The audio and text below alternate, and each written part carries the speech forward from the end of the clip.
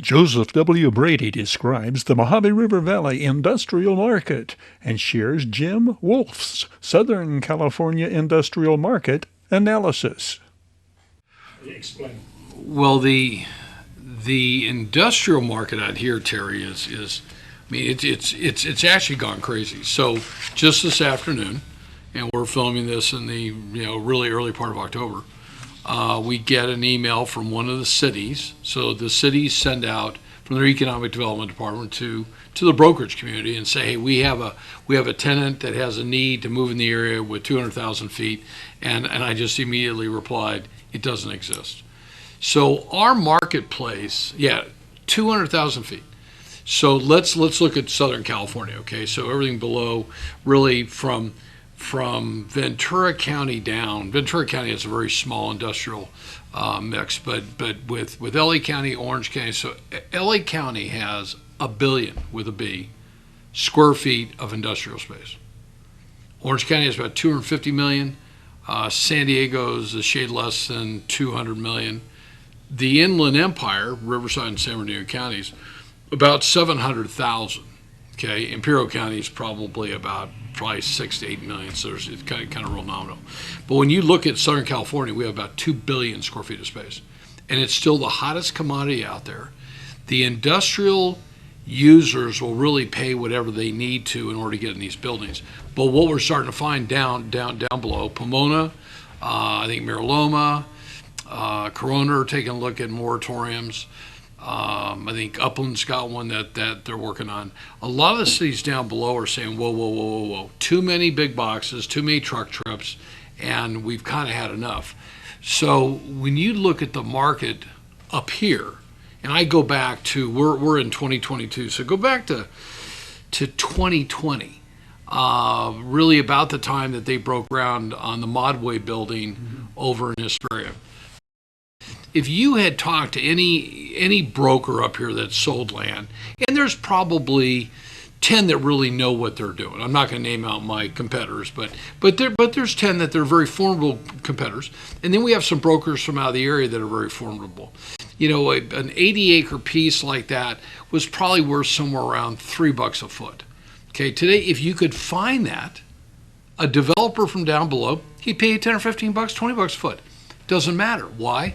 Because the high mark was set in Ontario last year at $107 a square foot. Okay? So do the math. Okay? That's absolutely incredible amount of dollars for an acre of property. It got to $92 a square foot in Fontana. So as these big boxes came in and they assembled these parcels, they've literally pushed out everybody. So during the first 6 months of this year, we had more calls from trucking companies looking to come on up here.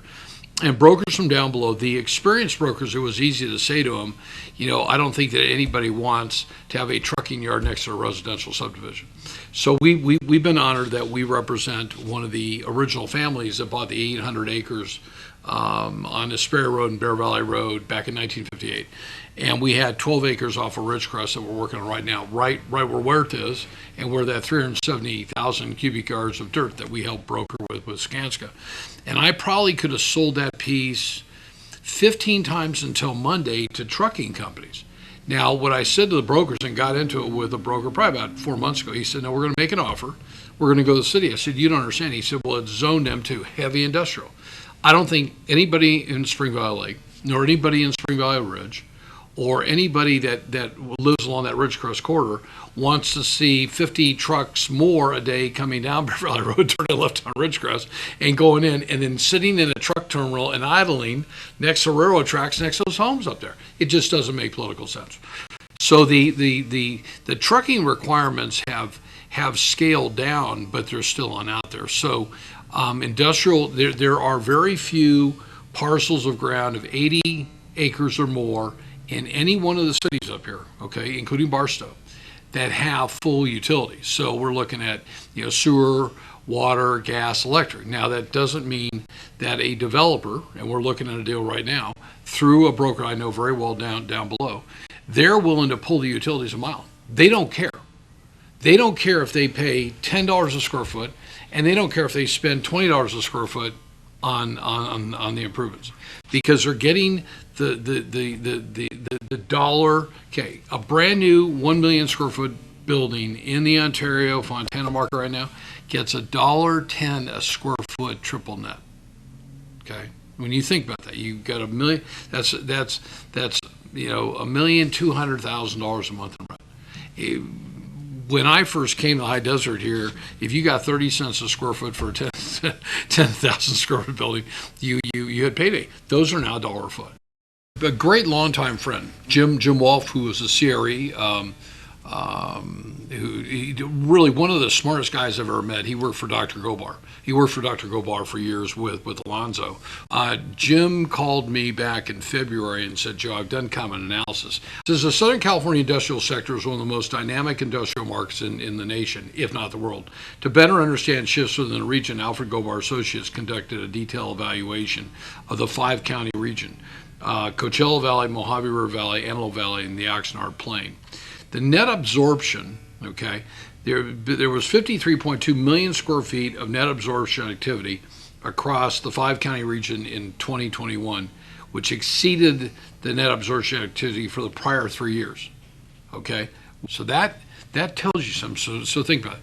You have 52 million feet in 1 year, and in the prior 3 years when we were in a rural economy, San Bernardino County accounted for 43.7 to 55% of the net absorption over the last 4 years.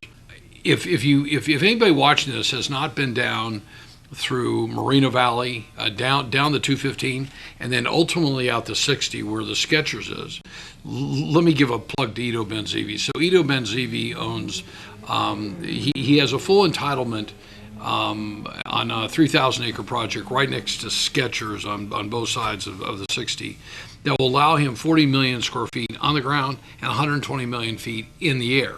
So that means he could go probably 5 or 6 stories high with an industrial building, very similar to what they're doing down. Amazon's building the largest building that they've got in the world, and it's 4.3 million. It's down Cheatham.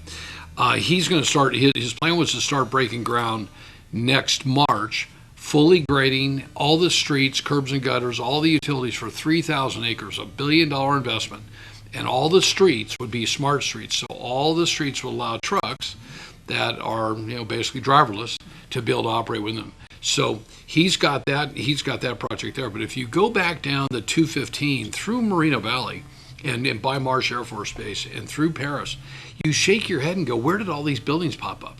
And these are not little 500,000 square foot buildings. You've got 1 million to 1.8 million to almost 2 million feet. San Bernardino County accounted for 56.4% of the consummated industrial land sales across the 5-county area for the last 4.5 years, with the Mojave River Valley submarket responsible for 36.4% of that.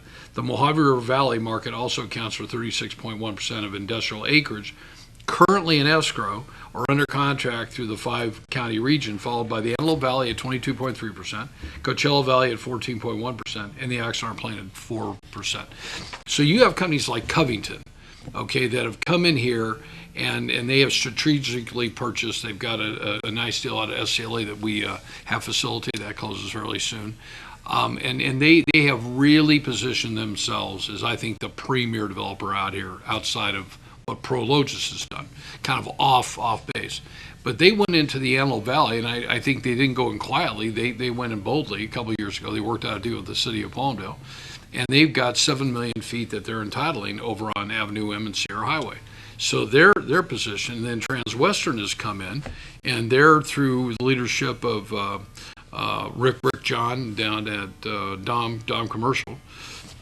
They've got 3 million feet. So all of a sudden, you take a market like Palmdale, and you drop 10 million feet of new buildings in. There's kind of a new day. So the industrial market continues to move pretty well.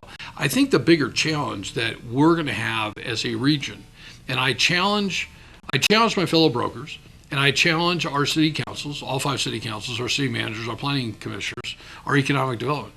We need to be sure we have the employees up here trained to go to work in those industries.